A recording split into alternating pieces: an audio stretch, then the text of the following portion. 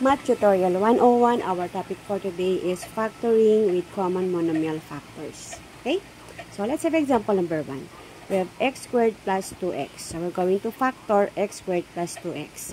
Ang first step po, if we're going to identify the GCF of x squared plus 2x dahil yung unang factor ni x squared plus 2x is the GCF. Okay, yun po yung unang factor. So, kailangan nating hanapin yung GCF ni x squared saka 2x. So, paano natin siya hanapin? Ano ang factors ni x squared? Ano yung mga i-multiply natin para ang sagot ay x squared? That is, x times x.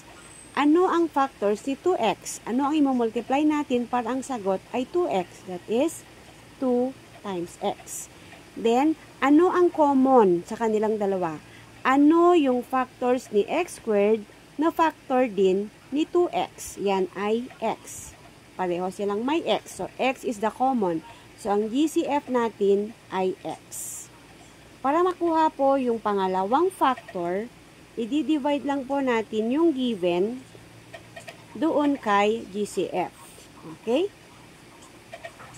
So, x squared divided by x is equal to x plus 2x divided by x is equal to 2. O, paano nakuha yung 2?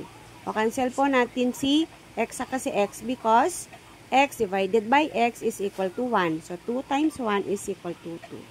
So, the factors of x squared plus 2x is equal to x times the quantity of x plus 2.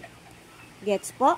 Okay, kung gets po, paki-factor itong pangalawang example.